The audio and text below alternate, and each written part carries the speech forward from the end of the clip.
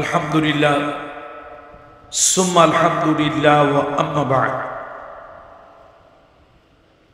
মরহুম দেলওয়ার হোসেন আনসারী রহমতুল্লাহ আলাইহি তার প্রতিষ্ঠিত একটি অরাজনৈতিক সংগঠন যার নাম হল বাংলাদেশ ইসলামী মুজাহিদ পরিষদ, সেই অরাজনৈতিক সংগঠন বাংলাদেশ ইসলামী মুজাহিদ পরিষদের কিছু মুজাহিদেরা এবং বাংলা বাজারের ধর্মপ্রাণ মুসল্লিরা, এই ঐতিহ্যবাহী বাংলা বাজারের ধর্মপ্রাণ ব্যবসায়ীরা সকলের সম্মিলিত এবং স্বতঃস্ফূর্ত উদ্যোগে আয়োজিত আজকের এই ৪৬তম তাফসীরুল কোরআন মাহফিল, এই আজিম শান এই ৪৬তম তাফসীরুল কোরআন মাহফিলের সম্মানিত সভাপতি মহোদয়,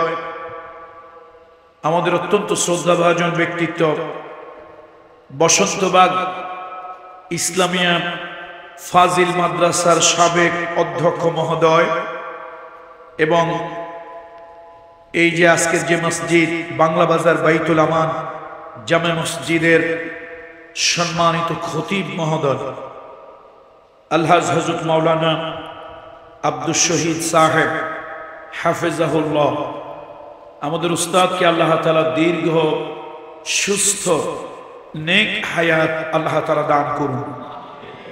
এ জাতিকে কোরআন এবং সুন্নাহর রাহনুমাই করার জন্য, কোরআন এবং সুন্নাহর আলোকে পথ প্রদর্শন করার জন্য দীর্ঘদিন আল্লাহ তাআলা সুস্থতার সাথে বাঁচিয়ে রাখুন। আজকের মাহফিলের সম্মানিত অতিথিবৃন্দ, বিশেষ করে আজকের মাহফিলের মধ্যমণি মরহুম দেলওয়ার হোসেন আনসারী রহমতুল্লাহ আলাইহির সুযোগ্য সাহেব জাদা, বর্তমান গদিনে সিন পীর সাহেব, আমার মুরব্বী, আমার অভিভাবক জনাব আলহাজ হযরত মাওলানা আবুল হাসান আনসারী দামাত বরকাতুহুমুল আলিয়া, আল্লাহ তাআলা হযরতকে সুস্থতার সাথে দীর্ঘ নেক হায়াত দান করুন।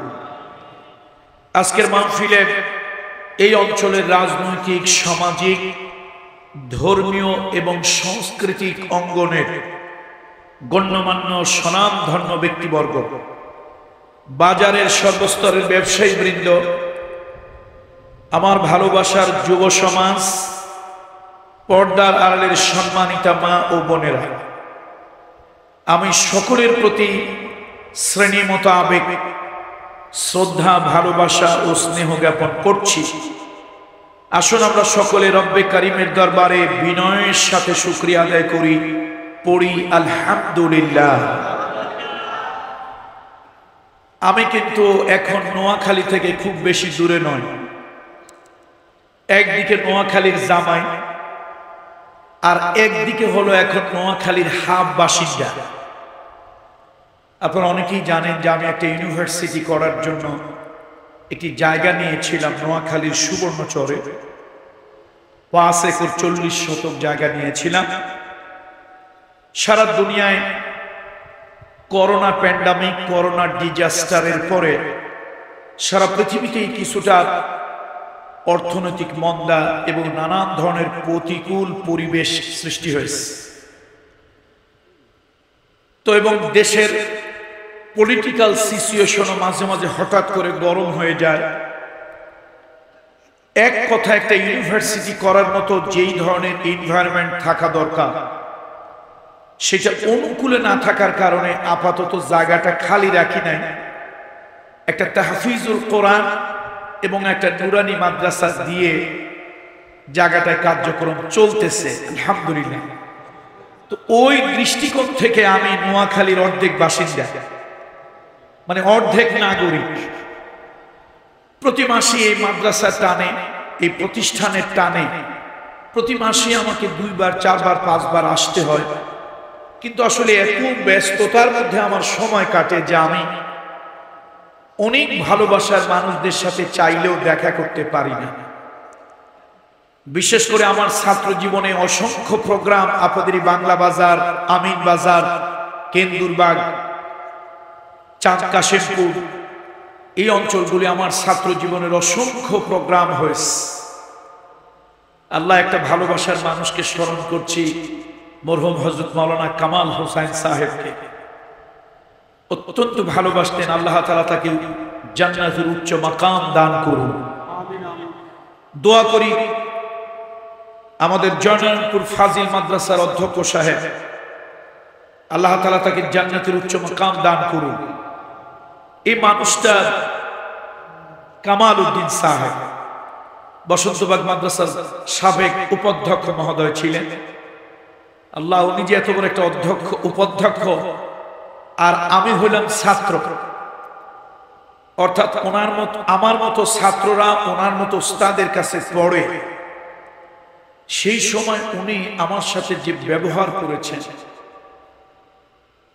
জয়নারায়ণপুর ফাজিল মাদ্রাসার অধ্যক্ষ আবু ইউসুফ সাহেব, একটা ফাজিল মাদ্রাসার প্রিন্সিপাল, উনি আমার সাথে যে আচরণ করতেন, আমি মাঝে মাঝে লজ্জায় জড়সড় হয়ে যেতাম।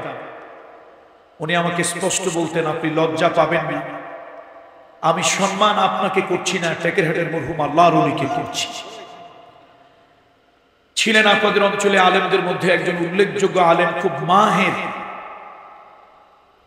বিশেষ করে নাহু সরফ এবং ইলমের দিক থেকে যথেষ্ট মাহের ছিলেন মরহুম হযরত মাওলানা সাইফুল ইসলাম সাহেব। এই মানুষগুলো দুনিয়া ছেড়ে চলে গেছে। আগে ছিলাম আমরা ছাত্র, তারপরে হলাম নবীন, এখন প্রবীণ, আর কয়দিন পর বৃদ্ধের কাতারে চলে যাব যদি আল্লাহ হায়াত রাখে। তো ব্যস্ততা বেড়েছে, বাংলা বাজার কি ভুলে যাই নাই। আর ঢেকি স্বর্গে গেলেও বাড়া বাঁধে। আমার এখন সব থেকে বেশি কষ্ট হচ্ছে জার্নি। এই নানান ব্যস্ততার মধ্যে দেশের বাহিরে আল্লাহর কিছু বান্দারা ভালোবাসে, প্রচন্ড টাইট শিডিউল, তার মধ্যে গত অল্প কিছুদিনের মধ্যে অনেকগুলো দেশ আমি সফর করে এসেছি। বিশেষ করে নবীদের পয়গম্বরদের স্মৃতি বিজড়িত জর্ডান, অসংখ্য আম্বিয়া আলাইহিস সালাম যে জমিনে শুয়ে আছে, এবং মনের খুব ইচ্ছা ছিল বাইতুল মুকদ্দাস মসজিদের কাছে যাওয়া যায় কিনা। প্রায় বাইতুল মুকদ্দাস মসজিদের 30 কিলোমিটারের মধ্যে চলে গিয়েছিলাম, কিন্তু দুর্ভাগ্য, পৃথিবীর জালিম, পৃথিবীর অভিশপ্ত, পৃথিবীর ঘৃণিত, পৃথিবীর নিন্দনীয় মানবরূপী ইতর জানোয়ার বর্বর সেই ইসরায়েলিদের বর্বরতার কারণে আমরা কিন্তু বাইতুল মুকদ্দাস মসজিদ পর্যন্ত যেতে পারি। তবে না গেল মনের একটা তৃপ্তি নিয়ে ফিরে এসেছি। এমন এক মহান ব্যক্তির কবরটা সালাম দিয়ে জিয়ারত করার সৌভাগ্য হয়েছে। পৃথিবীর ইতিহাসে আদম আলাইহিস সালাম থেকে শুরু করে মুহাম্মদ রাসূলুল্লাহ পর্যন্ত, অথবা কিয়ামত পর্যন্ত যত মানুষ আসবে আর এসেছিল, সব মানুষের মধ্যে ব্যতিক্রম ধর্মী একজন মানুষ, সহিহ বুখারী এবং সহিহ মুসলিমের বর্ণনা অনুযায়ী ব্যতিক্রম ধর্মী একজন মানুষ, যার জন্য আল্লাহ তাআলা সময়ের গতিকে থামিয়ে দিয়েছিলেন, যার জন্য আল্লাহ তাআলা সূর্যকে দাঁড় করিয়ে দিয়েছিলেন। পৃথিবীতে কোনো নবী, কোনো রসুল, কোনো ওলি, কোনো পয়গম্বর, কোনো আর্মি, কোনো সেনাপতি, কোনো চিফ, কোনো প্রধানমন্ত্রী, কোনো প্রেসিডেন্ট, কোনো ক্ষমতাওয়ালা, ক্ষমতাধর, কারো জন্যই আল্লাহ তাআলা সময়ের গতিকে এবং সূর্যের গতিকে আল্লাহ তাআলা স্তব্ধ করে দেননি। মুহাম্মদ রাসূলুল্লাহ সাল্লাল্লাহু আলাইহি ওয়াসাল্লামের বুখারীর হাদিস অনুযায়ী একজন মানুষ, যার জন্য আল্লাহ তাআলা সময়কে থামিয়ে দিয়েছিলেন, সূর্যের গতিকে আল্লাহ তাআলা থামিয়ে দিয়েছিলেন, সে মহান ব্যক্তিত্ব পয়গম্বর হযরত ইউশা বিন নূন। হযরত ইউশা বিন নূন, আল্লাহ তাআলা যদিও বাইতুল মুকদ্দাসে যাওয়ার সুযোগ হয় নাই, কিন্তু বাইতুল মুকদ্দাসের অতি সন্নিকটে সেই ইউশা বিন নূন আলাইহিস সালাম, তার কবরের কাছে গিয়ে দাঁড়ানো, আবেগপ্রবণ হয়ে দাঁড়ানো, কবরটাকে একটু আবেগ নিয়ে ছুঁয়ে দেখা, এবং সেই পয়গম্বরের মাথার কাছে, শিয়রের কাছে দাঁড়িয়ে তাকে অন্তত একটু সালাম দেওয়া, এই সুযোগটা, সৌভাগ্যটা আল্লাহ তাআলা করে দিয়েছিলেন। আপনারা হয়তো ইউশা বিন নুনকে একটু কনফিউশনে পড়ে গিয়েছেন, অনেকেই চিনতে পারতেছেন না। আসলে আপনারা তাকে চিনেন, হয়তো নামে চিনেন না, কিন্তু কামে চিনেন, সবাই চিনেন। হযরত মুসা আলাইহিস সালাম যখন খিজির আলাইহিস সালামের সাথে দেখা করতে যায়, তার সাথে একজন তলিবুল ইলম গিয়েছিল। হুজুররা গেলে হুজুরদের সাথে দুই একজন তলিবুল ইলম থাকে না? দাওয়াত আপনারা যখন দেন, হুজুর একা যায় না তলিবুল ইলম সাথে যায়? তো তলিবুল ইলম তো সাথে যায়। আল্লাহ তাআলা পয়গম্বর উলুল আযম পয়গম্বর হযরত মুসা আলাইহিস সালামের জন্য আল্লাহ তাআলা দুজন ব্যক্তিকে নবুয়ত দিয়েছেন। একজন হলেন মুসা আলাইহিস সালামের ভাই হারুন আলাইহিস সালাম। আল্লাহ তাআলা বলেন, যাও ফেরাউনের কাছে দাওয়াত দাও। ফেরাউন তখন দোর্দণ্ড ক্ষমতার মালিক। আর ক্ষমতা এমন একটা জিনিস ভাই, দীর্ঘদিন ক্ষমতার চেয়ারে থাকলে মানুষ ইচ্ছায় অনিচ্ছায় জানতে অজান্তে একটু স্বৈরাচারী টাইপের হয়, অত্যাচারী টাইপের হয়। আর তারা যতটুকু অত্যাচার নির্যাতন করে, তাদের সেলা সামুন্দারে এর থেকে অনেক গুণ বেশি করে। এখন মুসা আলাইহিস সালাম তো একটু রাগী মানুষ। আল্লাহ তাআলা বলেন, মুসা নরম নরম ভাষায় ফেরাউন কাছে গিয়ে একটু দাওয়াত দাও। কোন ভাষায়? একটু নরম নরম সুন্দর ভাষায়। ও আজটা নরম ভাষায় হবে না গরম ভাষায়? কে গালাগালি হবে, এই অমুকের পুত অমুকের পুত ইত্যাদি এগুলো করে হবে? সুন্দর একটু নরম নরম ভাষায়। এখন মুসা আলাইহিস সালামকে আল্লাহ, আপনি বলেন কি, আপনি আমার মেজাজ জানেন না? আপনি জানেন না আমার মেজাজ? ওর যে স্বৈরাচারী কাজ কারবার, এমনি তো আমার মেজাজ গরম। আর ও যদি এই ক্ষমতার চেয়ারে থেকে উল্টা পাল্টা কথা কয়, তাহলে তো মেজাজ আমার আরো গরম হবে। ও আমার পালক পিতা হইলে কি হবে? থাপড়াইয়া দাঁত ছুটাই দিতে মন চাইবে। আল্লাহ কয়, না মুসা, এত গরম হওয়া যাবে না। নরম নরম সুন্দর ভাষায় কয়, আল্লাহ আমার তো মেজাজ গরম হইলে কথাবার্তা তো আমি ওইরকম বলতে পারি না, শেষে গো গো উচ্চারণ করব। আমার ভাই হারুনের মেজাজ টেজাজ ঠান্ডা আছে। মেজাজ কি আছে? ঠান্ডা। তাহলে একটা কাজ করব, আমি সাথে যাব, আমি চুপচাপ করে থাকবো, দাওয়াত চাওয়াত যা দেওয়ার ঠান্ডা মেজাজ আমার ভাই দেব, ওরে নবুয়ত দেন। আল্লাহ কা, যাও তোমার কথা মঞ্জুর করলাম, ওরেও নবুয়ত দিয়ে দিলাম। আল্লাহু আকবার। মুসা আলাইহিস সালাম যাবে খিজির আলাইহিস সালামের সাথে দেখা করার জন্য। সাথে একজন তালিবুল ইলম, একজন সফর সঙ্গী নিয়ে যাবেন। কাকে নিয়ে যাবেন? সিদ্ধান্ত হলো ওই তরুণ যুবক ইউশা বিন নুন, তাকে নিয়ে যাবেন সাথে করে। আল্লাহ তাআলা বললেন, মুসা তোমাকে একটু আলাদা ভাবে পথ দেখাবো। সবাইরে পথ দেখাই তাজা জিনিস দিয়ে। আমি আল্লাহ, আমার যে ক্ষমতা আছে, দুনিয়ার সবাই যা করে আমি যদি তাই করি, তে আমি আল্লাহর খোদাইত্ব থাকে কোথায়? বড়ত্ব, মহত্ব, শ্রেষ্ঠত্ব থাকে কোথায়? আমি আল্লাহ তোমার অভিনব কায়দায় পথ দেখাবো। মাছ একটা ধরো, ওইটা ধরে ভালো করে সুন্দর করে ফ্রাই করো, ভাজি করো। দুনিয়ার সবাইকে তাজা জিনিস, জীবন্ত জিনিস পথ দেখায়। আমি আল্লাহ তাআলা কুদরত তোমার এই মরা জিনিস দিয়ে পথ দেখাবো। মুসা আলাইহিস সালাম মাছ ধরলেন, মাছ ভাজলেন, সাথে খাদেম ইউশা বিন নুনকে নিয়ে রওনা হলেন। সে এক বিশাল লম্বা চূড়া ঘটনা, ওটা বলা উদ্দেশ্য আমার নয়। এই যে সাথের খাদেম, খাদেমের নাম কি বলছি? ইউশা বিন নুন। উনি হলেন সেই পয়গম্বর মুহাম্মদ রাসূলুল্লাহ সাল্লাল্লাহু আলাইহি ওয়াসাল্লাম, সহিহ বুখারী এবং মুসলিমের হাদিস। আল্লাহর হাবিব বলেছেন, পৃথিবীতে কারো জন্যই আল্লাহ তাআলা সময় এবং সূর্যের গতিকে আল্লাহ তাআলা স্তব্ধ করে দেয়নি। একজন মানুষের জন্য সূর্যের গতি, সময়ের গতি আল্লাহ তাআলা স্তব্ধ করে দিয়েছিলেন। সেই মানুষটা হলো ইউশা বিন নুন। তিনি জালিমদের কবল থেকে, স্বৈরাচারীদের কবল থেকে, দখলদারদের কবল থেকে বাইতুল মুকদ্দাস মসজিদ যখন উদ্ধার করার জন্য যান, ইউশা বিন নুন টগবগে তরুণ যুবক একজন নবী, টগবগে তরুণ যুবক একজন নবী ইউশা বিন নুন। তিনি কিছু মুজাহিদ নিয়ে, তিনি সাথে কিছু লোকজন নিয়ে রওনা হলেন বাইতুল মুকদ্দাসের উদ্দেশ্যে। এই যে ইহুদিরা ষড়যন্ত্র, পৃথিবীতে যে কয়জন ইহুদি আছে, আমরা মুসলমানেরা, অন্য ধর্মের লোকদের কথা বলি না, আমরা মুসলমানেরা শুধু এক হইয়া যদি প্রস্রাব করি, তাও বেশি না। ওই যে মেডিকেল টেস্টের জন্য যতটুকু মোতা লাগে, কিসের জন্য? বিভিন্ন অসুখ টসুখ হইলে আপনারা মেডিকেল টেস্টের জন্য একটু ইউরিন দেন না? একটু ভদ্র ভাষায় বলি আর কি, একটু ইউরিন দেন না? ইউরিন একটু ইংরেজি বলি, একটু স্মার্ট স্মার্ট মনে হয়, তাই তো? একটু স্মার্টনেস লাগে।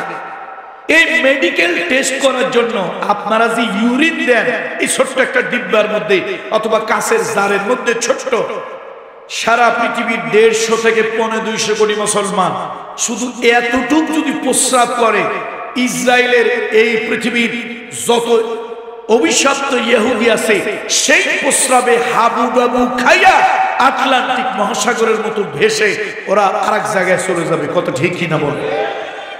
অথচ আজকে তারা পৃথিবীর মুসলমানদের উপরে নানান ভাবে ষড়যন্ত্র করছে। এই বাইতুল মুকদ্দাস মসজিদটা দখল করে রেখেছে ইউশা বিন নুন। মুজাহিদদেরকে নিয়ে বাইতুল মুকদ্দাস উদ্ধারের জন্য গেল, ওরা একটা ষড়যন্ত্র করলো। দিনটা ছিল ইয়াউমুল জুমআ। কোন দিন? জুমার দিনে। এখন আরবিতে রাত আগে আসে, তো জুমার দিন যদি আরবি অনুযায়ী, চাঁদের হিসাব অনুযায়ী রাত যদি আগে আসে, তাহলে জুমার দিনের সূর্য ডুবলে কোন দিন শুরু হয়? ইয়াউমুস সাbt, শনিবার। শনিবার আবার ইহুদি ধর্মে সকল ধরনের কাজ কারবার সব কিছু বন্ধ, কিছু করা যাবে না।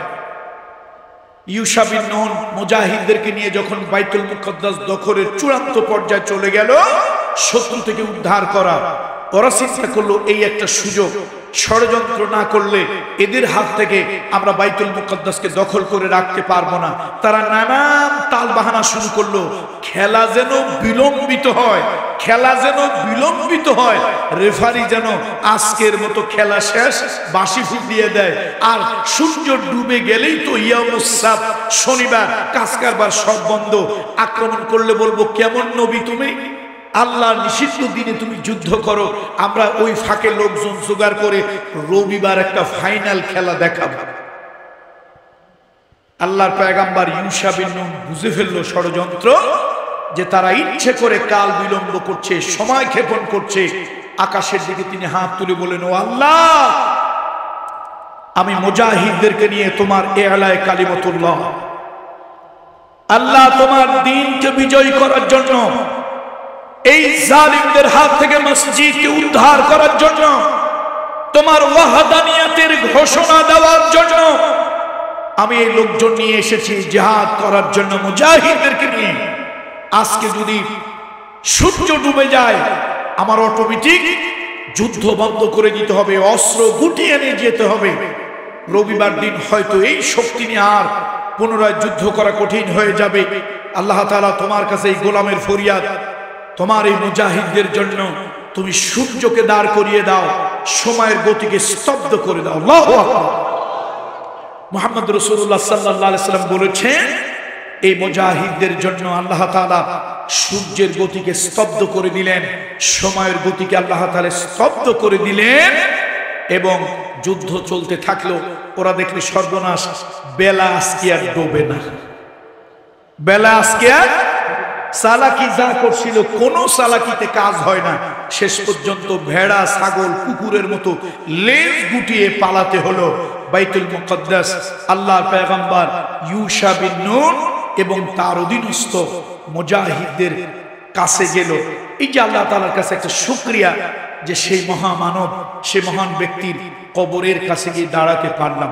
যদিও পৃথিবীতে 3টা মসজিদ ছাড়া অন্য কোথাও জিয়ারতের উদ্দেশ্যে, কবর জিয়ারতের নিয়তে বা এরকম কোনো কাজ আপনি ঘুরতে যেতে পারেন পৃথিবীর যে কোনো জায়গায়, কিন্তু বরকত, তাবাররুকান মক্কা মুকাররমা, মদিনা মুনাওয়ারা এবং বাইতুল মুকদ্দাস, মসজিদে আকসা, এই 3টা ছাড়া কোথাও এরকম বরকত হাসিলের জন্য যাওয়া জায়েজ নয়।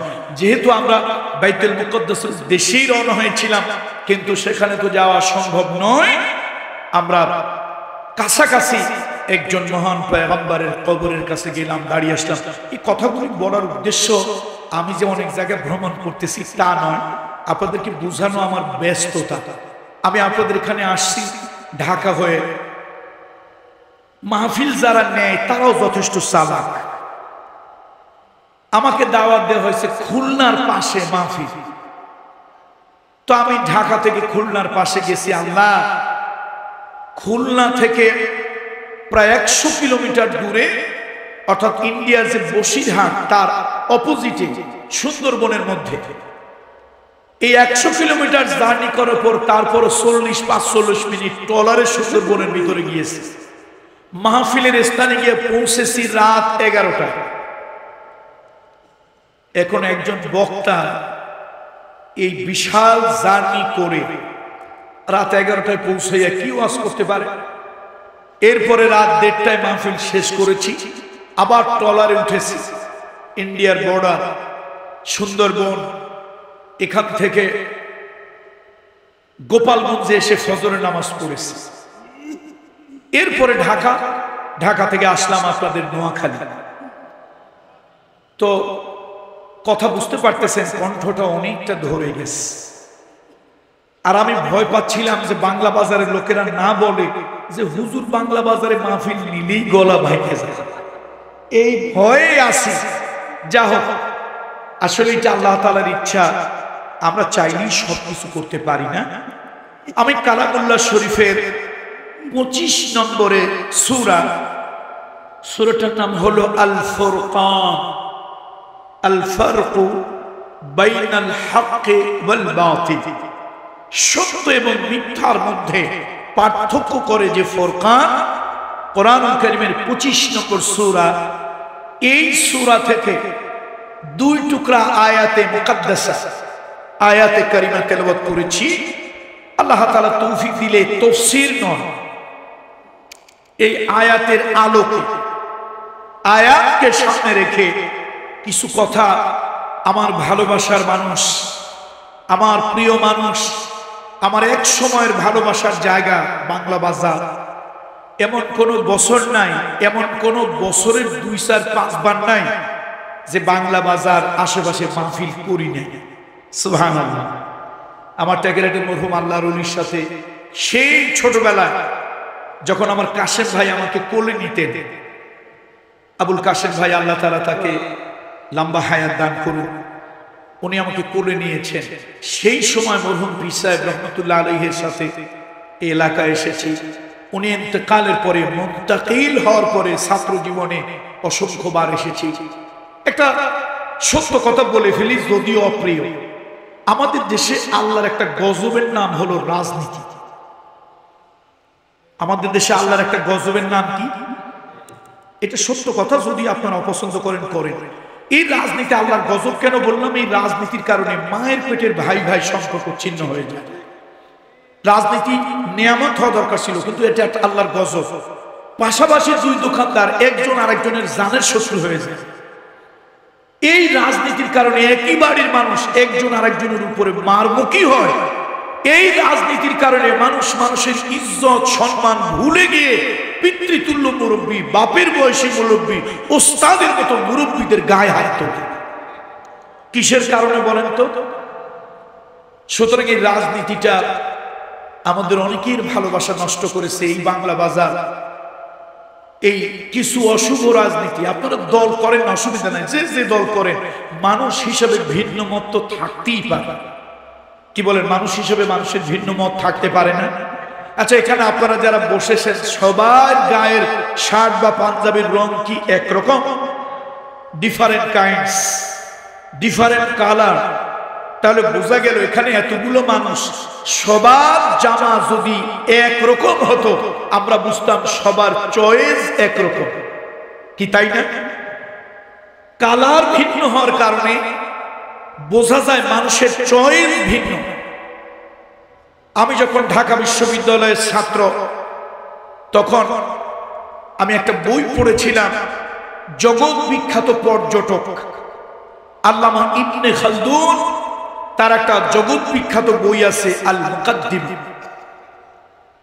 আল্লামা ইবনে খালদুনের এই বই পড়েছিলাম। ইবনে খালদুন হচ্ছেন সেই মুসলিম পর্যটক, পৃথিবীর বিভিন্ন জায়গায় তিনি যেতেন, ঘুরে বেড়াতেন। তিনি যখন এই ভারতীয় উপমহাদেশের দক্ষিণ পূর্ব এশিয়ায়, সাউথ এশিয়া ইস্ট, আমরা আরবিতে বলি জুনুব এশিয়া, এই দক্ষিণ পূর্ব এশিয়ায় ইবনে খালদুন যখন এলেন তখন তিনি অবাক হলেন। কেন অবাক হলেন? চায়নায় গিয়ে তিনি দেখলেন চীনের সব মানুষ একরকম, এক সাইজ, একরকম চোখ, একরকম নাক, একরকম চেহারা, একরকম উচ্চতা। তিনি যখন অন্যান্য এলাকায় গেলেন সব এলাকার মানুষ, তাদের মধ্যে একটা সিমিলারিটি আছে, একটা সাদৃশ্যপূর্ণ আছে, একমাত্র বৈসাদৃশ্য, ডিসপ্যারিটি, ভিন্নতা হলো এই সাগর পারের মানুষগুলো। বাপ একজন, মা একজন, সন্তান 6টা, এক ছেলে লম্বা, এক ছেলে খাটো, এক ছেলে কালা, এক ছেলে সামলা, এক ছেলে সুন্দর। কথা কি সত্য না মিথ্যা? উনি অবাক হয়ে ইবনে খালদুন যখন দেখলেন যে একই বাপ, একই মা, একই মায়ের গর্ভ থেকে 5টা সন্তান, 5 রকম, একই বাপের ঔরসে জন্ম নেওয়া 5টা সন্তান 5 রকম, তখন উনি একটা মন্তব্য করেছিলেন, ইখতিলাফুল আলওয়ানে, ইখতিলাফুল আলওয়ানে তাদুল্লু আলা ইখতিলাফুর রায়। এই যে দেহের গড়ন আর দেহের রং, এই দেহের ওজন আর রঙে যখন পার্থক্য, একই বাপের 5 সন্তান, আমার মনে হয় এই এলাকার মানুষের, এই সাগর পারের মানুষগুলোর মতো একরকম না, মতো 5 রকম। পৃথিবীর অন্য এলাকার মানুষ কাউকে ফুলের মালা দিতে সময় লাগে, চিন্তা ভাবনা করে দেয়, আবার জুতার মালা দিতেও চিন্তা ভাবনা করে দেয়। কিন্তু আমরা সাগর পারের মানুষগুলি, দক্ষিণ পূর্ব এশিয়ার মানুষগুলি এতটা উগ্র, আমরা ভালোবেসে কাউকে ফুলের মালা দিতেও সময় লাগে না, আবেগে ইমোশনাল হয়ে। আবার আমরা সেই মানুষগুলি কাউকে ক্ষমতার থেকে জোর করে নামাইয়া জুতার মালা দিতেও সময় লাগে না। তাহলে আমরা একটু ভিন্ন টাইপের, দক্ষিণ পূর্ব এশিয়ার মানুষ আমরা একটু ভিন্ন টাইপের। এই জন্য আসুন, রাজনীতির জায়গায় থাক, আমরা ম্যান ইজ সোশ্যাল এনিমাল, আমরা সামাজিক প্রাণী, সামাজিক মানুষ। সব থেকে আমাদের বড় পরিচয় আমরা মুসলমান। সব থেকে বড় পরিচয় কি? সেই মুসলমান, কুনু ইবাদাল্লাহি ইখওয়ানা, আমরা আসুন পরস্পর দিনের জন্য, আল্লাহর জন্য, ইসলামের জন্য একে অপরের ভাই হয়ে যায়। বিভেদ তো শুধু রাজনীতি না, বিভেদ টুপিওয়ালা আছে, টুপিওয়ালা বিভেদ আছে না? এই আমাদের টুপিওয়ালাই এক টুপিওয়ালা আসে, কথা ঠিক কিনা বলে? সুতরাং আমাদের এই সমাজটা একেবারে নষ্ট হয়ে গিয়েছে। না হলে বাংলা বাজার হয়তো যেই বিশ্ববিদ্যালয়ের জন্য জায়গা সুবর্ণচরে নিয়েছিলাম, অত জায়গা না হলেও এরকম একটা প্রতিষ্ঠানের জন্য জায়গা হয়তো বাংলা বাজারই নিতে পারতাম, বা বেগমগঞ্জে নিতে পারতাম। কিন্তু দুর্ভাগ্য, আপনাদের রাজনৈতিক মানে পারস্পরিক প্রতিহিংসা, রাজনৈতিক পরস্পরের প্রতি যেই উগ্র মনোভাব সত্যি আমাকে দমিয়ে দিয়েছে। আল্লাহ তাআলার কাছে দোয়া করি, রাজনীতি নয়, মানবতা, মনুষ্যত্ব, ভালোবাসা, আন্তরিকতা আল্লাহ তাআলা আপনাদের মধ্যে গালিব করে দিক, বিজয় করে দিক, বলি আল্লাহুম্মা আমিন। সবার উপরে মানুষ সত্য, তার উপরে নাই। সুতরাং আমরা মানুষকে মানবতা দিয়ে, ভালোবাসা দিয়ে, মনুষ্যত্ব দিয়ে আমরা জয় করার চেষ্টা করব। আল্লাহ তাআলা সেই তৌফিক গুলো আমাদেরকে দান করুন। 25 নম্বর সূরা, যে আয়াতে কারিমা আমি তেলাওয়াত করেছি, 30 নম্বর। আল্লাহ তাআলার হাবিব মুহাম্মদুর রাসূলুল্লাহ সাল্লাল্লাহু আলাইহি ওয়াসাল্লাম আল্লাহর আদালতে কিয়ামতের ময়দানে আপনার আর আমার বিরুদ্ধে একটা নালিশ দেবে। আপনার এবং আমার বিরুদ্ধে আল্লাহর হাবিব কিয়ামতের ময়দানে একটা মামলা দায়ের করবে। নাউযুবিল্লাহ।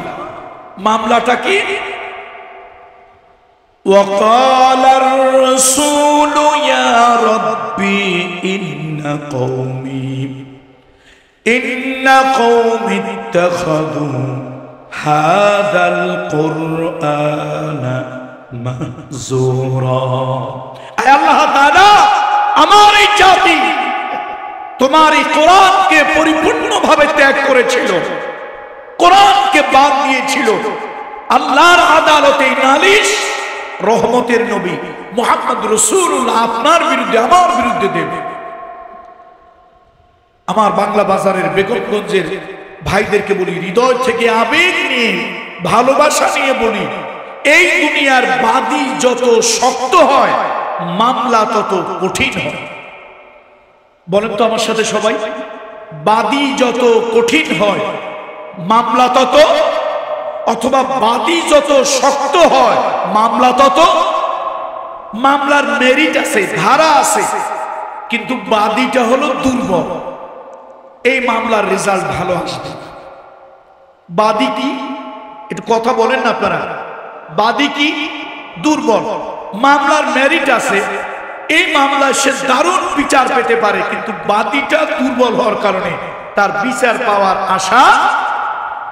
বাদীটা খুব শক্ত, মামলার ধারা অত কঠিন না, কিন্তু বাদী শক্ত, কঠিন বাদী। আচ্ছা বলেন তো, মামলাটা সহজ হবে না কঠিন হবে? কঠিন হবে কেন? বাদী কঠিন, বাদী বড় শক্ত, পাকা খেলোয়াড়, এই জন্য মামলা। দেখেন কিয়ামতের ময়দানের কথা যদি বলে, কিয়ামতের ময়দানে লক্ষ কোটি কোটি মানুষ, লক্ষ কোটি মানুষ, সেই মানুষের ভিতরে সেদিন একজন মানুষ যার ক্ষমতার দাপট থাকবে। আল্লাহর কিয়ামতের আদালতে সবাই যখন বলবে ইয়া নফসি ইয়া নফসি ওয়া ইয়াকুলু আদম সফিউল্লাহ ইয়া নফসি ইয়া নফসি ওয়া ইয়াকুলু নূহ নবী আল্লাহ ইয়া নফসি ইয়া নফসি ওয়া ইয়াকুলু ইব্রাহিম খলিলুল্লাহ ইয়া নফসি ইয়া নফসি, হায় আমার কি হবে, হায় আমার কি হবে। সেই সময় একজন লোক দৌড়াবে আর বলবে রব্বি হাবলি ইয়া উম্মতি, রব্বি হাবলি উম্মতি, আল্লাহ আমার উম্মত, আমার উম্মত। এটা নিয়ে তিনি কাঁদবেন। কিয়ামতের ময়দানে আল্লাহ তাআলা যখন কাহ্হার হবেন, আল্লাহ তাআলা যখন জব্বার হবেন, আল্লাহর আরশের সামনে সিজদায় পড়ে কাঁদবেন, আল্লাহ তাআলা রাগ থামবে। যে মহামানবের সম্মানে, সেই মহামানব হলেন মুহাম্মদুর রাসূলুল্লাহ সাল্লাল্লাহু আলাইহি ওয়াসাল্লাম। সেই কিয়ামতের ময়দানে এত পাওয়ারফুল পয়গম্বর আপনার আর আমার বিরুদ্ধে নালিশ দেবে, তাহলে বাদী হলো মুহাম্মদুর রাসূলুল্লাহ, বিবাদী আসামি হইলাম আপনি আর আমি, আর বিচারক হলেন স্বয়ং আল্লাহ সুবহানাহু ওয়া তাআলা। বলেন সুবহানাহু ওয়া তাআলা। আল্লাহ হইলেন বিচারক, মুহাম্মদুর রাসূলুল্লাহ হইল মামলার বাদী, আর আসামিকে আপনি আর আমি, আমরা। এখন আপনার দৃষ্টিতে কি মনে হচ্ছে, বাদী কি শক্ত না দুর্বল? বাদীর কি ভিত্তি, পায়ের নিচে মাটি আছে না নাই? আল্লাহ। তাহলে আমার বাংলা বাজারের ভাইরা, কে কোন দল করেন আমি জানি না, জানা দরকার নাই। কে কোন মানসিকতার তাও জানি না, জানা দরকার নাই। আমরা মানুষ, মুহাম্মদ রাসূলুল্লাহর উম্মত। কিয়ামতের ময়দানে আল্লাহর আদালতে আল্লাহ তাআলা হাবিব আপনাকে আর আমাকে আসামি বানাবে। আল্লাহ, আমার এই কোরআন আপনি আমার উপরে দিয়েছিলেন, এই কোরআন আমার উম্মতের জন্য আমি রেখেছিলাম। এই কোরআনকে তারা তাবিজের কিতাব বানিয়েছে, ঝাড়ফুঁকের কিতাব বানিয়েছে, তারাবিতে খতম করার কিতাব বানিয়েছে, মানুষ পড়ে গেলে খতম করে পয়সা নেওয়ার কিতাব বানিয়েছে, তারপরে বিভিন্ন ভাবে কোরআনকে ব্যবহার করেছে। কিন্তু এই কোরআন আপনি যেই জন্য দিয়েছিলেন, যেই কারণে দিয়েছিলেন, পৃথিবীতে শান্তি, কল্যাণ, স্বস্তি, মানবতা, ইনসানিয়াত, হিউম্যানিটি, মনুষ্যত্ব পৃথিবীতে প্রতিষ্ঠার জন্য, মানুষকে মানুষ বানানোর জন্য আপনি যে কোরআন দিয়েছিলেন, এই কওম, এই জাতি সে কোরআনকে পরিপূর্ণভাবে ত্যাগ করেছিল। আল্লাহ, আজকে আমার বিচার এদের বিরুদ্ধে আপনার আদালত। আচ্ছা ভাইজান, আমি হইলাম এক পার্টির ক্যাডার, আপনি হলেন আর এক পার্টির লিডার। আমি হইলাম এক পার্টির ক্যাডার, আপনি হলেন আর এক পার্টির। এখন যত ক্যাডার আর লিডার হই, কিয়ামতের ময়দানে ক্যাডারগিরি লিডারগিরি চলবে? চলা সম্ভব না অসম্ভব? তাহলে ওই কিয়ামতের ময়দান যারা বিশ্বাস করি, পরকাল যারা বিশ্বাস করি, আল্লাহর আদালত যারা বিশ্বাস করি, এখন থেকেই তাদেরকে সিদ্ধান্ত নিতে হবে, আমি কি কোরআনের পক্ষে থাকব না বিপক্ষে যাব? আমি কি কোরআন গ্রহণ করব না আমি কি কোরআন বর্জন করব?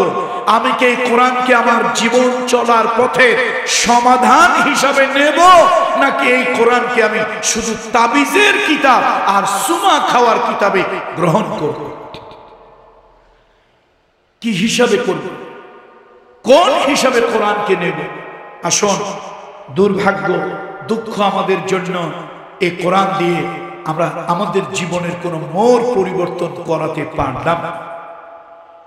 আল্লাহ নবীর, বিশ্ব নবীর, মানবতার বন্ধু মুহাম্মদুর রাসূলুল্লাহর উপরে কোরআন অবতীর্ণ হলো। নবীজির কষ্ট বেড়ে গেল, নানান কারণে আল্লাহর নবীর কষ্ট বেড়ে গেল।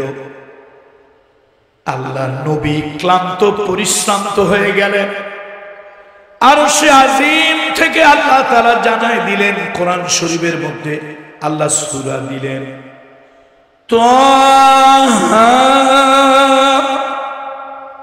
মা আনজালনা আলাইকাল কুরআনা লিতাশকা।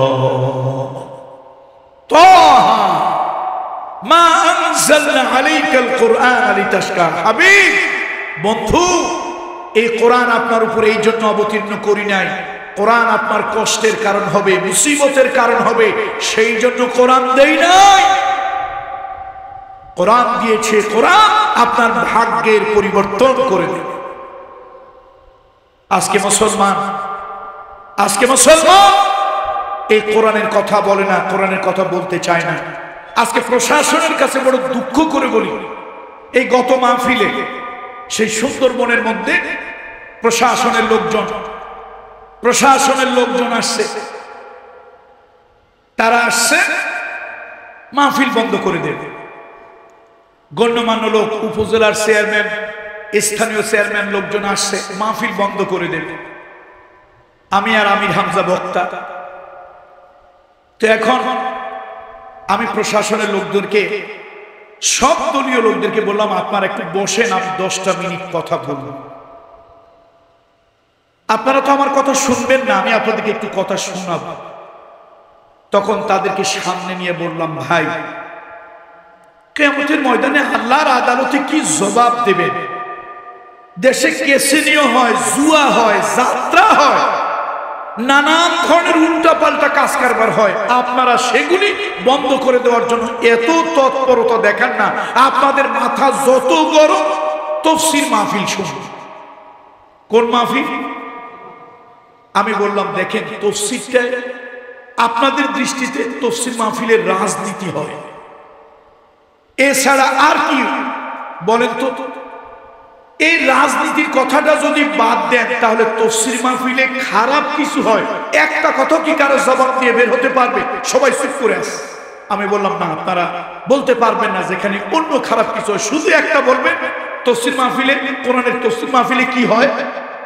রাজনীতি। আচ্ছা, এই একটা শব্দ বাদ দিলাম, আর কোন খারাপ দিকটা আপনারা বলতে পারেন না। এবার আমি আপনাদেরকে বলি, ওই একটা শব্দ আমিও বাদ দিলাম, মাহফিলে রাজনীতি হয়। এবার আমি আপনাদেরকে বলি, মাহফিলে কি কি হয়? প্রথম হলো নামাজের কথা হয়। কি ওয়াজ মাহফিলগুলোতে কি হয় বলেন তো? আপনারা নামাজ পড়বেন না, বড় মহাপাপের কাজ। যা বাপ মায় ভুল করছে, পূর্বের মুরব্বীরা, নামাজ তো দূরের কথা, ভুলে পশ্চিম দিকে আসার পাশারও খাবেন না। এই কথাই তো ওয়াজে বলা হয় নাকি? হ্যাঁ, এই কথা বলা হয় না ওয়াজে? নামাজ বড় একটা খারাপ ইবাদত, খারাপ কাজ। বাপ মায়, পূর্বের মুরব্বীরা যা করার, যা পড়ার পড়ছে, ভুলেও আপনারা পড়বেন না। আর যদি কখনো আসার পাশার স্লিপ খাইয়া পড়েন, পূর্বে দক্ষিণে উত্তরে পড়বেন, ভুলেও পশ্চিম দিকে পড়বেন না। এরকম কথা তো ওয়াজে বলা হয় নাকি? তাহলে যে ওয়াজই হোক, কিসের কথা বলা হয়? নামাজের কথা বলা হয়, রোজার কথা বলা হয়, হজের কথা বলা হয়। এবার আসে, বড়দেরকে সম্মান করো, ছোটদেরকে স্নেহ করো, মুরব্বীদেরকে ইজ্জত তাজিম করো, ছোটদেরকে স্নেহ করো। ওয়াজের মাহফিলে কথাগুলি বলা হয় না হয় না? এরপরে আসে পরিবেশের ব্যাপারে। আপনারা গাছ কাটেন, আপনারা পলিথিন দিয়ে পরিবেশ নষ্ট করেন, আপনারা নানানভাবে সমাজটাকে পরিবেশটাকে দূষিত করেন।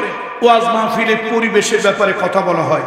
রাসূলুল্লাহ বলেছেন, আল্লাহ নবী বলেছেন, তুমি যদি নিশ্চিত থাকো আগামী কালকে কিয়ামত, এটা নিশ্চিত যদি থাকো, এমত অবস্থায় তোমার কাছে একটা বীজ আছে, চারা আছে, তুমি নিশ্চিত আগামী কালকে কিয়ামত, তাহলেও তুমি ওই চারাটা, ওই বীজটা মাটিতে পুঁতে দাও।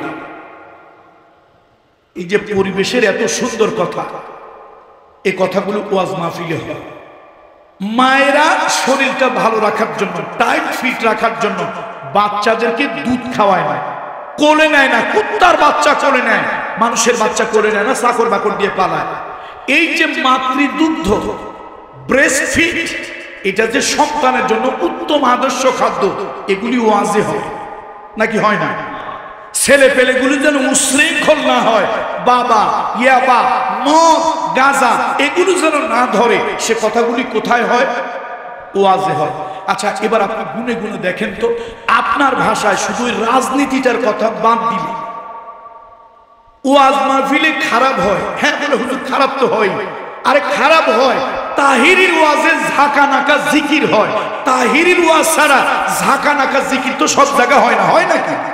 শায়েখ আহমদুল্লাহর মতো লোকেরা ইলমি কথা বলে, অনেকেই আছে ইলমি কথা বলে, হয়তো তাহিরিরা আপনাদের পোলাপানদেরকে একটু ঝাঁকা নাকার ড্যান্স মার্কা জিকির শেখায়, এই তো খারাপ। তাহলে ভাইরা, বাংলা বাজারের ভাইদেরকে বলি, আপনারা আমার ভাই, আপনারা আমার বন্ধু। এই বাংলা বাজারের জন্য আমার মায়া অনেক বেশি, বেগমগঞ্জের জন্য। কেন?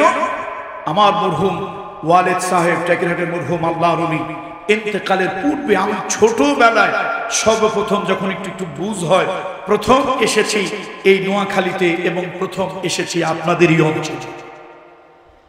সেই ছোটবেলার কথা। এরপরে মরহুমের ইন্তেকালের পরে আমি যখন ছাত্র, পড়াশোনা করি, মাঝে মাঝে দু একটা মাহফিল করি, সেই সময় আপনাদের এলাকায় এসেছি। সে ভালোবাসার দাবিগুলো নিয়ে বলি, আসো সব জায়গায় আমরা সংকীর্ণতা ডেকে আনবো না। ওয়াজের মাহফিল রাজনীতি হয়, এটা প্রশাসনের মাথা ব্যথা। তাহলে আমি প্রশাসনকে বলবো, রাজনীতি যেখানে হয় না সেই মাহফিলগুলো নিয়ে আপনাদের এত বাধা কেন, এত নিষেধাজ্ঞা কেন? দুনিয়ার কত অকাম হয় সেগুলি আপনাদের দৃষ্টি যায় না। আপনারা কাঠের চশমা, লোহার চশমা পরে ঘোরেন। এই যে গত কয়েকদিন আগে ফরিদপুরে যে দুর্ঘটনা ঘটলো, ফরিদপুরে জীবন্ত দুইটা ছেলেকে পিটিয়ে মেরে ফেলা হলো। আমার অন্তত 1 লক্ষ বক্তৃতা ইউটিউবে, সোশ্যাল মিডিয়ায় কম করে হলে 1 লক্ষ বক্তৃতা কামরুল ইসলাম সাইদের আছে।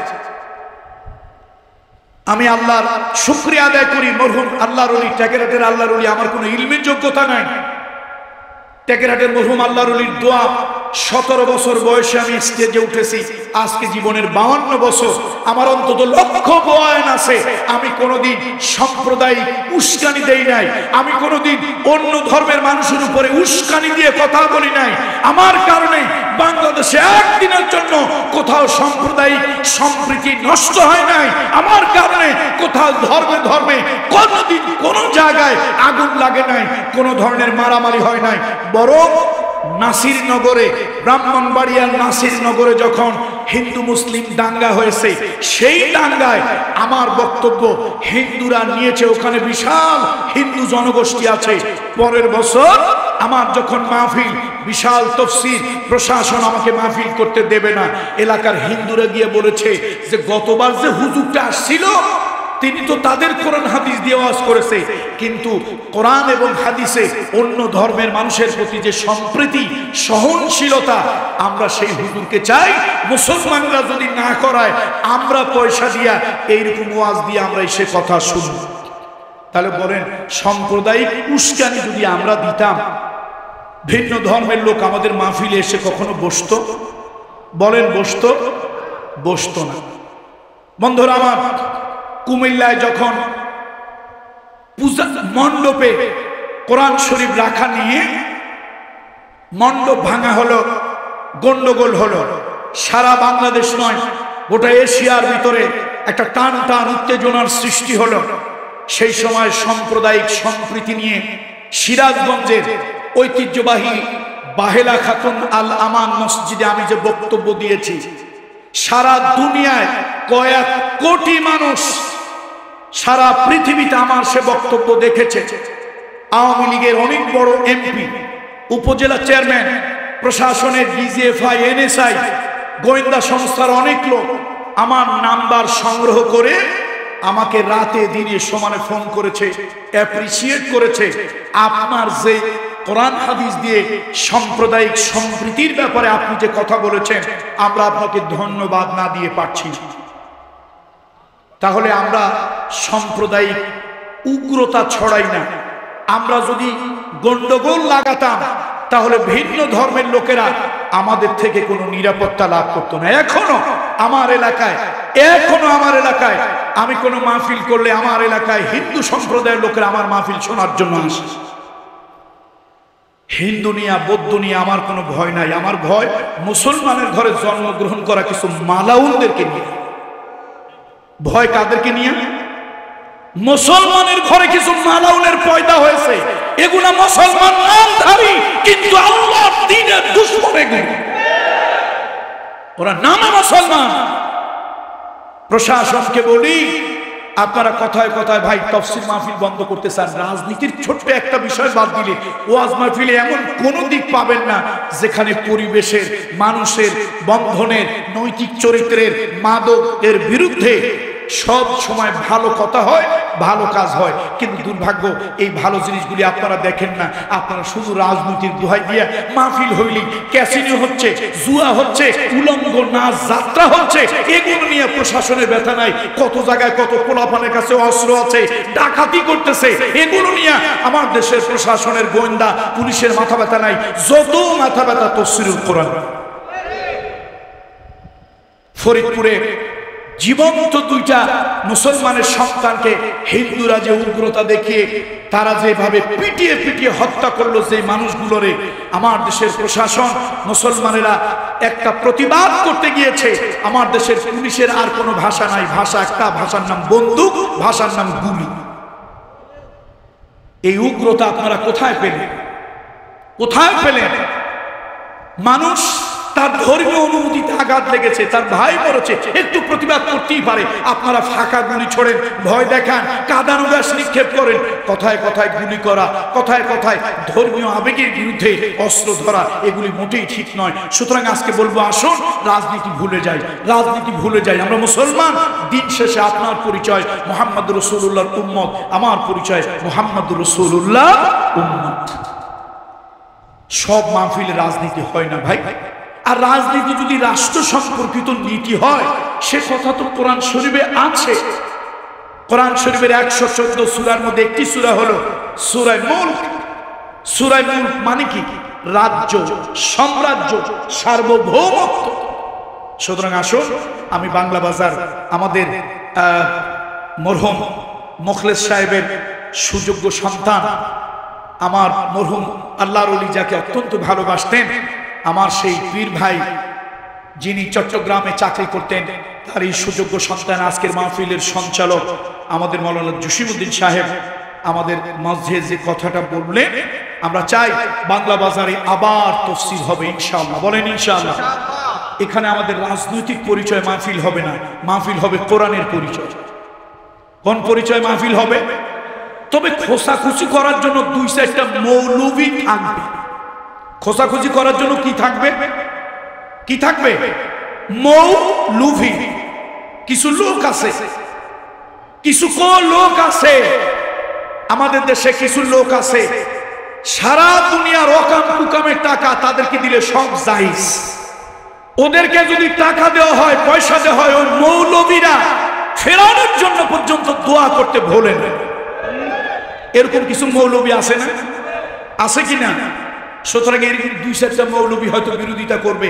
আমি আপনাদেরকে বলবো কামরুল ইসলাম সাইদকে দিয়ে নয়, বাংলা বাজার একটা ঐতিহ্যবাহী জায়গা, এখানে কোরআনের কথা হবে, কোরআনের তাফসীর হবে। কিয়ামতের ময়দানে এই জমিন আপনাদের জন্য সাক্ষী দেবে, আল্লাহর আদালতে এই জমিন সাক্ষী দেবে। আল্লাহ এই ঐতিহ্যবাহী বেগমগঞ্জ বাংলা বাজারে কোরআনের তাফসীর হয়েছে, দেশের বরেণ্য ওলামায়ে কেরাম সেই তাফসীরে এসেছে, আমরা কোরআনের তাফসীর শুনে ধন্য হয়েছি, আমাদের মুর্দা দিল জিন্দা হয়েছে, আমাদের অন্ধকার সমাজ কোরআনের তাফসীর শুনে আলোকিত হয়েছে। আমি চাই আপনারা ভেদাভেদ ভুলে, দলমত ভুলে, দলের জায়গায় থাকবেন। এই রাজনীতি যেন আমাদেরকে সংকীর্ণ বানিয়ে না দেয়। আমাদের ভাইয়ে ভাইয়ে গন্ডগোল, চাচা ভাতিজায় গন্ডগোল, মহল্লায় মহল্লায় গন্ডগোল, পাশাপাশি দোকানদারের গন্ডগোল, একজন আরেকজনকে আগুন দেওয়া, একজন আরেকজনকে হত্যা করা, একজন আরেকজনের রক্ত নিয়ে হোলি খেলা, এই ঘৃণ্য কাজে আমরা যাব না। আমরা জঙ্গলের হিংস্র পশু নই, আমরা সমাজের শ্রেষ্ঠ মানুষ। সুতরাং আসুন আল্লাহ তাআলা এই মাহফিলটাকে, আমাদের মাওলানা জসিম সাহেবের কথা অনুযায়ী আল্লাহ তাআলা মাহফিলটাকে কবুল করুন। আগামী বছর আপনারা যাদেরকে ভালো মনে করেন তাদেরকে দিয়ে কোরআনের কথা বলান, কোরআনের কথা বলান। আমাদের প্রত্যেকের দিলগুলো মরে গিয়েছে, এই মুর্দা দিলগুলি কোরআনের কারণে জিন্দা হোক। আমাদের সমাজ অন্ধকারে, অসভ্যতায়, কুসভ্যতায় সমাজটা অন্ধকারে ছেয়ে গিয়েছে, কোরআনের আলোতে এই সমাজ আবার আলোকিত হোক। বলেন আল্লাহুম্মা আমিন। বন্ধুরা আমার, মুরব্বিরা আমার, কিয়ামতের ময়দানে আল্লাহর নবী আপনার বিরুদ্ধে, আমার বিরুদ্ধে যদি মামলা দেয়, وقال الرسول يا رب إن قومي اتخذوا هذا القرآن مهجورا। আয় আল্লাহ তাআলা, আমার জাতি কোরআনকে পরিপূর্ণভাবে ত্যাগ করেছে, পরিত্যাগ করেছে। কি জবাব দেব আল্লাহর আদালতে? কি জবাব দেব? এই কোরআন একটা সমাজ পাল্টায় দিয়েছে, মানুষ পাল্টায় দিয়েছে। এই কোরআন একটা সভ্যতা পাল্টায় দিয়েছে। যেই সমাজটা ছিল খারাপ সমাজ, ও আমার যুবক বন্ধুরা, ও যুবক ভাইরা, যেই সমাজটা ছিল একটা খারাপ সমাজ, ওটাকে বলা হতো আইয়ামে জাহিলিয়াত। ওই আইয়ামে জাহিলিয়াত, অসভ্যতার যুগ, বর্বরতার যুগ, মূর্খতার যুগ। ওই অসভ্য সমাজটাকে পাল্টাইয়া আবার সভ্য সমাজ, সুশীল সমাজ, সুন্দর সমাজ বানায় দিয়েছিল। যে মূল মন্ত্র, ওই মূল মন্ত্রের নাম হলো কোরআন। ওই মূল মন্ত্রের নাম কি? কোরআন। সুতরাং আসুন সেই জীবন্ত কোরআন আমরা গ্রহণ করি, সে জীবন্ত কোরআন আমাদের বুকে ধারণ করি, সে জীবন্ত কোরআন অনুযায়ী আমাদের জীবন পরিচালনার চেষ্টা করি। বলুন আল্লাহুম্মা আমিন। বন্ধুরা আমার, এই কোরআন যদি গ্রহণ করি কি লাভ হবে? এই কোরআন যদি পরিত্যাগ করি কি ক্ষতি হবে? কি ক্ষতি হবে? ইন্নাল্লাযী লাইসা ফি যাওফিহি শাইউম মিনাল কুরআন কাল বাইতিল খারীম। আল্লাহর নবী বলেন, বিশ্ব নবী বলেন, রহমতের নবী মুহাম্মদুর রাসূলুল্লাহ বলেন, কোন বাড়িতে যদি মানুষ না থাকে, কোন বাড়ি যদি মানুষ না থাকে, ওই বাড়িটা যেরকম ছাড়া বাড়ি, বিড়ান বাড়ি, যদি কোনো বাড়িতে মানুষ না থাকে, ওই বাড়িতে সাপসিকা আর শোলা তেলা পোকা সাপ, ওই বাড়ির ভিতরে জিনেদের আখড়া। কোন বাড়িতে মানুষ না থাকলে যেরকম ধ্বংসকারী প্রাণী বাড়িটা ভরে যায়, আমার রহমতের নবী বলেছেন, মুহাম্মদুর রাসূলুল্লাহ বলেছেন, আল্লাহর হাবিব বলেছেন, যদি কোনো মানুষের মধ্যে কোরআন না থাকে তাহলে ওই মানুষটার দেহ ওইরকম বিরান হয়ে যায়। আল্লাহ, কোরআন দরকার। কোরআনের দিকে এখন মানুষ পাগলের মতো ছুটতেছে। গত অল্প কিছুদিন আগে, খুব বেশি দিন হয় নাই, আমি গিয়েছিলাম সাউথ কোরিয়া। সাউথ কোরিয়া গেলাম, সেখানে তো গিয়ে আমি অবাক হলাম। যতগুলি মসজিদে আমি প্রোগ্রাম করেছি, এবং দ্বিতীয় বিশ্বযুদ্ধে এই গোটা এলাকা ছিল ব্রিটিশদের কলোনি। দ্বিতীয় বিশ্বযুদ্ধে জাপান থেকে নিজেদেরকে সেভ করার জন্য ব্রিটিশরা কিছু তুরস্ক সেনাবাহিনী সাউথ কোরিয়ায় পাঠায়। দ্বিতীয় বিশ্বযুদ্ধে যে সেনাবাহিনী পাঠিয়েছে ওরা ছিল তুরস্কে। এই তুরস্কের কিছু লোক, কিছু সেনাবাহিনী আল্লাহর ঈমান ইসলাম তাদের মধ্যে ছিল, কিন্তু কামাল আতাতুর্ক পৃথিবীর অনেক ক্ষতি করেছে। মুসলমানদেরকে ঈমানি পরিচয় থেকে বরবাদ করে দিয়ে মুসলমানদের ঘাড়ে বেঈমানি, কুফরি, মুনাফিকি, তাদের চরিত্র, তাদের মুনাফিকি আখলাক তাদেরকে দিয়েছে। জোরে কর নাউজুবিল্লাহ। সেই কোরিয়াতে দ্বিতীয় বিশ্বযুদ্ধে তুরস্কের যে সকল সৈন্যরা গিয়েছিল তাদের মধ্যে 2-4 জন মুসলমান ছিল, নিভু নিভু ঈমান ছিল, এই মোমবাতির মতো নিভু নিভু ঈমান ছিল। তারা কিভাবে যেন সাথে করে কোরআন নিয়েছিল, সেই নিভু নিভু ঈমান আবার তাদের জেগে উঠল। সেই কোরিয়ান মুসলমানেরা অর্থাৎ 2-4 জন সেনাবাহিনী ওই দেশের জায়গা চাইল। তারা হলো চরমভাবে ইসলাম, মুসলিম, কোরআন বিদ্বেষী। তারা দেশের সব থেকে খারাপ জায়গাটা মুসলমানদেরকে দিল। সব থেকে খারাপ জায়গা, ওই যে 2-4 জন সৈন্য যারা আছে তাদেরকে একটা জায়গা দিল, রাষ্ট্রের পক্ষ থেকে বরাদ্দ করলো। ওই দেশের মধ্যে সব থেকে খারাপ এবং ভয়ঙ্কর, যেখানে মোটামুটি কোনো ভবিষ্যৎ, কোনো ভালো কিছু আশা করার সুযোগ নাই, এরকম একটা জায়গা তাদেরকে দেয়া হলো। আল্লাহ, কি আশ্চর্যের ব্যাপার, কি আশ্চর্যের ব্যাপার! আল্লাহু আকবার। সেই জায়গা এখন দক্ষিণ কোরিয়ার সব থেকে দামি জায়গা হলো সেই জায়গা। বলেন সুবহানাল্লাহ। মাত্র 50-60 বছরের ব্যবধানে এখন দক্ষিণ কোরিয়ার সব থেকে দামি জায়গা সেই জায়গা হলো ওই জায়গা। সেখানে একটা সেন্ট্রাল মস্ক মুসলমানেরা পরিকল্পনা করে তারা রাবেতাত আলম আল ইসলামীর কাছে তারা কেমনে যেন একটা আহ্বান করলো যে আমরা এই সাউথ কোরিয়ায় 2-4 জন মুসলমান আমরা আছি, আমরা দ্বিতীয় বিশ্বযুদ্ধের সময় সেনাবাহিনী সৈনিক হিসেবে দেশে এসেছিলাম, এ দেশে আমরা থেকে গিয়েছি, আমরা যেন একটু কোরআনের খিদমত করতে পারি, আমাদেরকে একটু ব্যবস্থা করে দাও। তারপরে রাবেতাত আলম আল ইসলামী সৌদি সরকারকে বিষয়টা জানালো। সৌদি সরকার কোরিয়ান সরকারের সাথে কথা বলে তাদের ওই যে একটা ফেলানো নেশা, একেবারে ব্যবহারের অযোগ্য ময়লা ডাস্টবিন, খারাপ এবং যেখানে ভয়ঙ্কর একটি জায়গা, সেই জায়গাটায় তারা কি করলো, একটু ব্যবস্থা করে একটা মসজিদ নির্মাণ করলো। সুবহানাল্লাহ।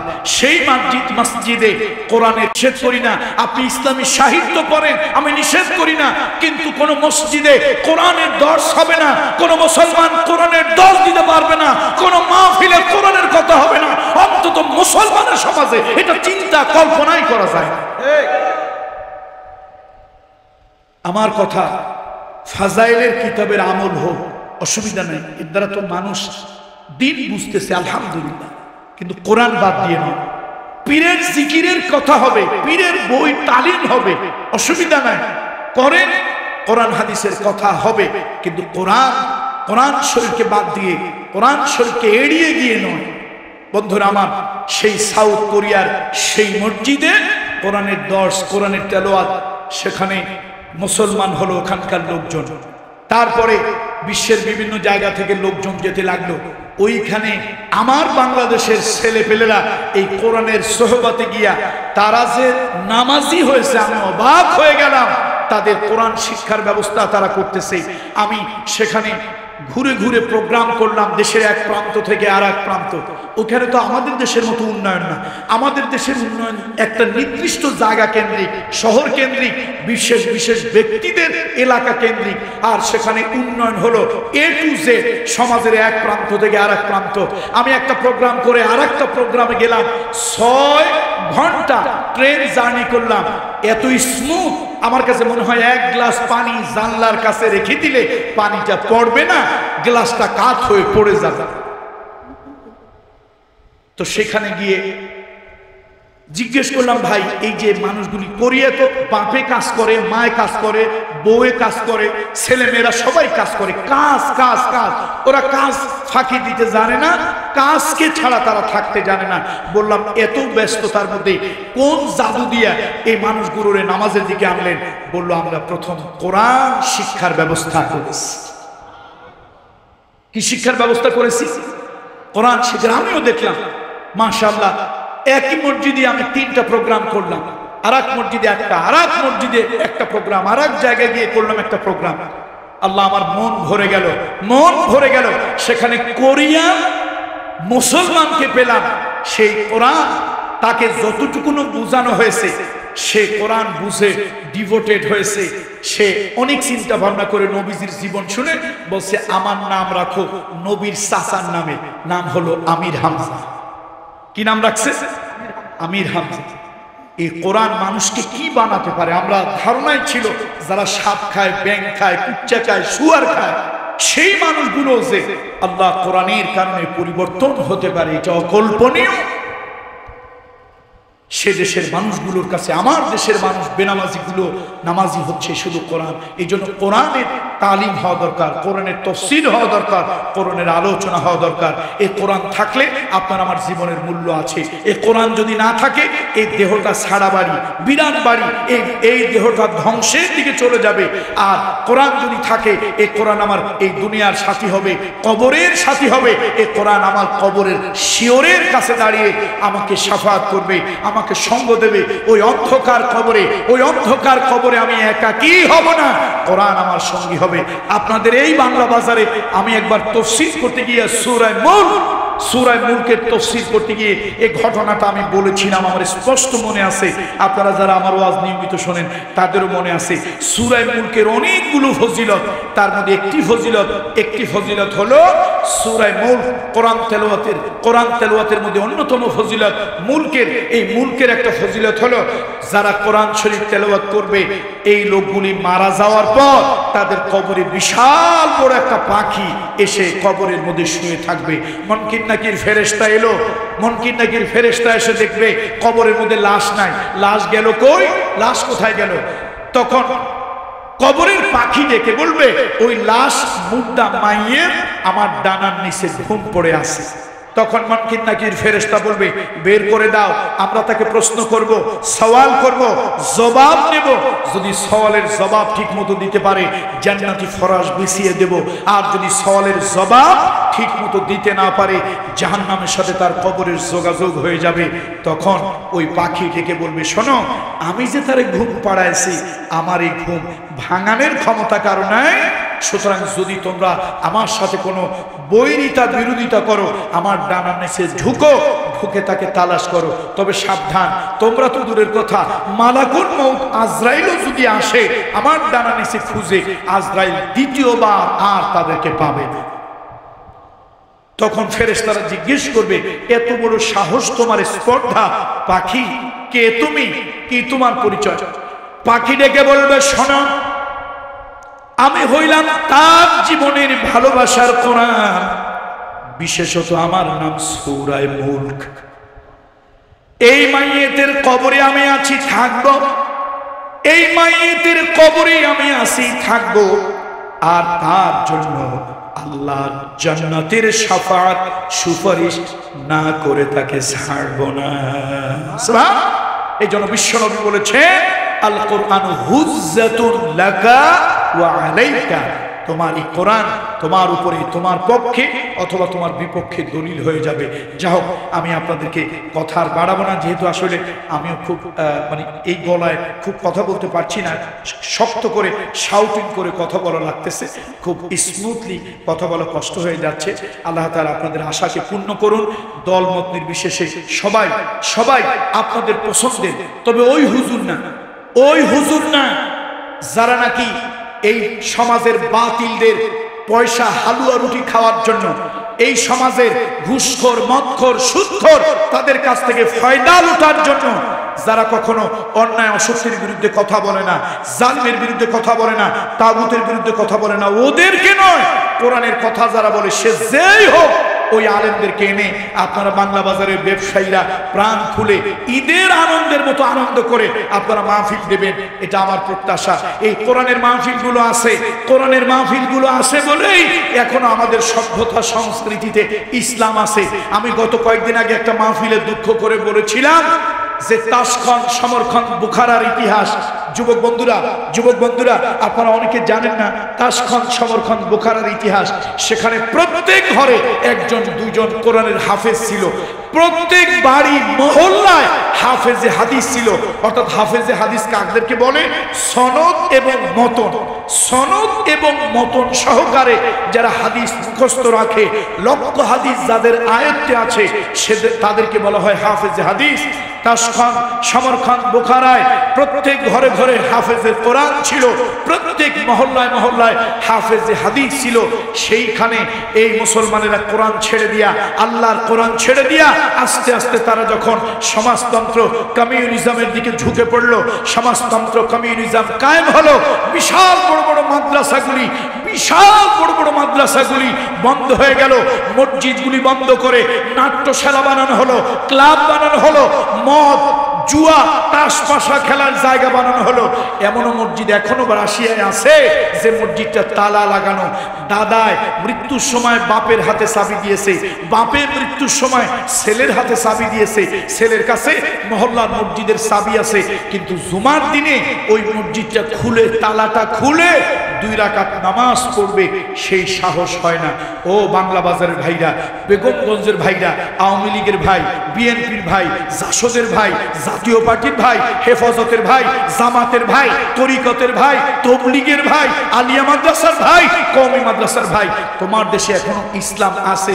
দলাদলি মতামতি যাই করো, যদি এই দ্বীনি মাহফিলগুলো, এই দ্বীনের নসিহাগুলো, এই দ্বীনের সতর্ক বাণীগুলো যদি বন্ধ হয়ে যায়, একদিন তোমার দেশ তাশখন্দ সমরখন্দ বুখারার মতো হবে, উজবেকিস্তান কাজাকিস্তানের মতো হবে, চেচনিয়া বসনিয়ার মতো হবে। তোমার দেশ একদিন ওই স্পেন কর্ডোবা গ্রামোডার মতো হয়ে যাবে। তোমার দেশ, তোমার পার্শ্ববর্তী দেশ সেই বার্মার রাখাইন প্রদেশের আরাকানের মুসলমানদের মতো হয়ে যাবে। তুমি চিন্তা করো সিরিয়ার মুসলমানদের কি অবস্থা, তুমি চিন্তা করো ফিলিস্তিনের মুসলমানদের কি অবস্থা। ফিলিস্তিনের মুসলমানরা মার খাইতেছে, স্বাদে খায় নাই। ওরাও কিন্তু সত্য থেকে দূরে সরে আসার কারণে এই জালিমেরা তাদের উপর অত্যাচার করতেছে। তার জ্বলন্ত প্রমাণ, একটা প্রমাণ দিই আমরা। একটা ঐতিহাসিক শহরটার নাম হলো আকাবা। এটা জর্ডানের একদম শেষে। সেই আকাবাতে আমরা গেলাম। আকাবা হচ্ছে পৃথিবীর এমন একটি জায়গা, যেই জায়গায় গেলে 4-5টা রাষ্ট্রের বর্ডার এক জায়গায় পাওয়া যায়। পৃথিবীর সেই জায়গায় একটা জগৎ বিখ্যাত ঐতিহাসিক শহর আকাবা। সে আকাবাতে গেলাম। এক পাশে ফিলিস্তিন, ইসরায়েল, মিশর, জর্ডান, সৌদি আরব, এই এতগুলো দেশের বর্ডার। সেখানে যখন যাচ্ছি, আমাদেরকে গাইড দিতেছিল যে লোকটা, সে আমেরিকায় পড়াশোনা করেছে, সে একজন উর্দুনি মানে জর্ডান। তো জর্ডানি হওয়ার কারণে সে আরবি বলতে পারে, মাতৃভাষা। আর যেহেতু আমেরিকায় পড়াশোনা করেছে, ফ্লুয়েন্টলি ইংরেজিতে বলতে পারে, একদম পানির মতো। সে তার মাতৃভাষার থেকেও ভালো বলতে পারে ইংরেজি। তো আমরা যখন যাচ্ছি, সে বারবার আমাদেরকে বলতেছে ওইদিকে তাকাবেন না, কানা ঘুষা করবেন না, ওইদিকে তাকাবেন না, ক্যামেরা দিয়ে ছবি তুলবেন না, বারবার নজর দেবেন না, ওইদিকে তাকাইয়া নিজেরা কোনো কথা বলবেন না। বিরক্ত হয়ে আমরা জিজ্ঞেস করলাম, তুমি এত কথা কও কেন? দুনিয়া কত দিকে তাকাই আমরা, অসুবিধা নাই, আমাদের মোবাইল প্রত্যেকের হাত আছে। কয় না, ওদিকে তাকাবেন না, ওদিকে তাকায় কোনো কথা বলবেন না। ব্যাপারটা কি? এই শহরটা হলো ফিলিস্তিনিদের। শহরটা কাদের? ফিলিস্তিনিদের। এই সুন্দর শহরটা ফিলিস্তিনিদের। কিন্তু ফিলিস্তিনিদেরও কিছু দোষ আছে। এই মুসলমানরা লাভের কারণে, লোভের কারণে, ক্ষমতার কারণে, পয়সার কারণে মাইয়া বিয়ে দিছে ইসরায়েলের ইহুদিদের সাথে। অল্প টাকার জমি বেশি টাকায় ভাড়া দিচ্ছে।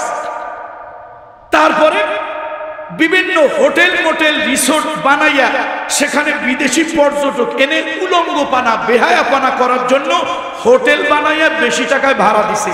ওদের পাপে ওদের খাইছে। এখন পুরো ফিলিস্তিনিদেরকে একটা গামছা জায়গা নিয়ে বের হইতে দেয় নাই, ওদেরকে কিকড আউট করে পুরা গোটা শহরটা ইসরায়েলের ইহুদিরা দখল করে নিয়েছে। তাহলে দোষ কি ইহুদির না দোষ মুসলমান? এই মুসলমান কথা বলে না কেন? দোষটা কার? তুমি স্বার্থের জন্য তুমি এলাকার চেয়ারম্যান হবা, এই লোভে ইসরায়েলের সাথে মাইয়া বিয়ে দিছো। তুমি এলাকার পয়সাওয়ালা হবা, এই জন্য 5 টাকার ঘর 50 টাকা পাইয়া তার কাছে ভাড়া দিছো। তোমার জায়গা খালি, এই জায়গা বেশি যেন লাভ করতে পারো সেই জন্য ইসরায়েলের ইহুদিদের কাছে দিছে। এখানে মেয়েরা এসে ওই লোহিত সাগর, তারপরে শেষে মৃত সাগর, ডেড সি, নানান শহর দেখতে আসবে। উলঙ্গ হইয়া সমুদ্রে তারা জলকেলি করবে। এখানে হোটেলে থাকবে, 5 তারকা হোটেল হইলে অনেক টাকা পাবো। এই জায়গারে হোটেল বানাই যা, তাদের কাছে হোটেল বানাইতে দিছে। ওরা কোটি কোটি টাকা ইনভেস্ট করেছে। মুসলমানরা সেগুলি খাইছে, আনন্দ করছে, ফুর্তি করছে, উড়াইছে। তারা ভাবে নাই দিন চিরদিন একভাবে যায় না, দিন চিরদিন একভাবে যায় না। যাদেরকে তারা আশ্রয় প্রশ্রয় দিয়েছিল তারাই শেষ পেশ তাদের উপরে প্রভুত্ব করেছে। এই জন্য ভাই আমরা একটু চিৎকার চেঁচামেচি করি, আপনারা রাগ হন, রাগ হইয়েন না ভাই। আমরা চিৎকার চেঁচামেচি করে বলি, এই যে আমি একবার ঢাকা বিশ্ববিদ্যালয় বস্ত্র হনন করলো, মেয়েকে উলঙ্গ করে কাপড় চোপড় খুলে নিয়ে গেল, এর বিরুদ্ধে আমি প্রতিবাদ করলাম। আমাদের একজন মন্ত্রী মহোদয় আমার বিরুদ্ধে খেপলেন। আমি অত্যন্ত শান্ত ভাষায় মন্ত্রী মহোদয়কে বললাম, মন্ত্রী মহোদয় এই উলঙ্গপানা বেহায়াপানা ছাত্ররা ছাত্রীর মেলা থেকে ঢাকা বিশ্ববিদ্যালয়ের মতো জায়গায় সেখানে মেলা থেকে বস্ত্র হনন করে একটা যুবতী মেয়ের কাপড় খুলে নিয়ে গেছে, তার বিরুদ্ধে বললাম আপনি আমার বিরুদ্ধে, সে মন্ত্রী সাহেবের নাম বললাম না, আমার এলাকার নাম দাপটে মন্ত্রী, আপনারাও সবাই তার নাম জানেন। আমি বললাম আপনি আমার বিরুদ্ধে খুব ক্ষিপ্ত হলেন, আমার বিরুদ্ধে ক্ষিপ্ত হলেন। মন্ত্রী মহোদয় খুব বিনয়ের সাথে করজোরে আপনার কাছে একটা আর্জি করি, আজকে এর বিরুদ্ধে কথা বললাম, আপনি আমাকে খেপলেন, কিন্তু জাতি সতর্ক হলো।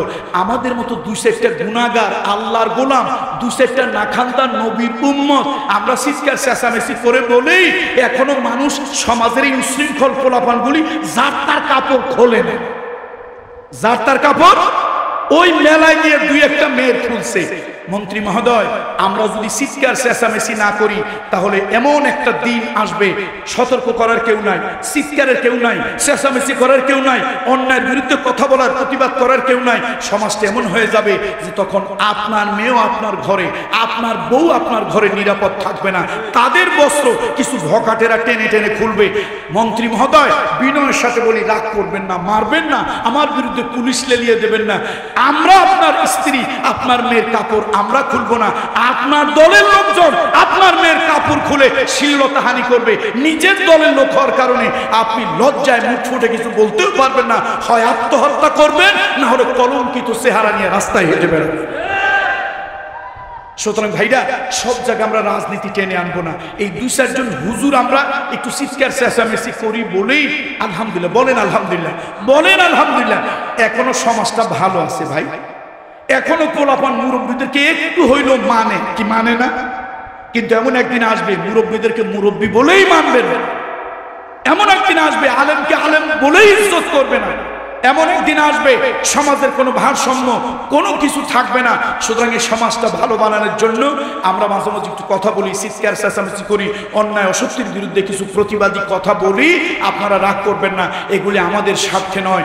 ওমা আলাইনা ইল্লাল বালাগ, শুধু আল্লাহর জন্য, আল্লাহর জন্য আমরা বলি, মানা না মানা আপনাদের, মানা না মানা আপনাদের। আল্লাহ তাআলা মাহফিলটাকে কবুল করুন। আমি এই আয়াতের আলোকে 2-4টা কথা বলার চেষ্টা করেছিলাম। আল্লাহ আমাদের সকলকে কবুল করুন। আর আল্লাহ হায়াতে বাঁচিয়ে রাখলে, আল্লাহ হায়াতে বাঁচিয়ে রাখলে ইনশাআল্লাহ এবছর নভেম্বর, ডিসেম্বর, জানুয়ারিতে আপনাদের আশেপাশে কোথাও না কোথাও দেখা হবে। আল্লাহ তাআলা কবুল করুন।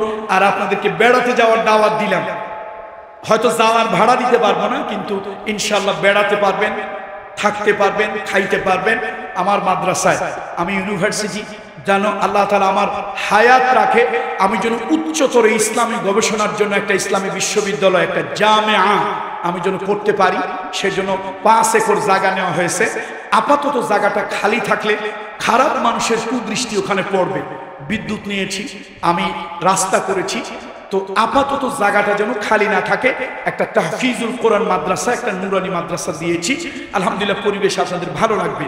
আপনাদেরকে বেড়াতে যাওয়ার দাওয়াত দিলাম, আপনারা বেড়াতে যাবেন, মাশাআল্লাহ একদিন দুই দিন থাকবেন, বেড়াবেন, দোয়া করবেন, চলে আসবেন। আর দোয়া করবেন আমার জীবদ্দশায় আল্লাহর কাছে আমি যে আশাটা করেছি, আল্লাহ যেন আমার এই আশাটা পূর্ণ করে। ইসলামী কোরআন এবং হাদিসের উপরে উচ্চতর গবেষণা করার জন্য এরকম একটা উচ্চতর ইসলামিক এদারা, বিদ্যাপীঠ, আল্লাহ তাআলা এরকম একটা ইউনিভার্সিটি আমাকে যেন আল্লাহ তাআলা করার তৌফিক দান করেন। এই অঞ্চলের যত মুরব্বীরা ছিলেন আমার ভালোবাসার, সে মুরব্বীরা যারা কবরে চলে গেছেন, তাদের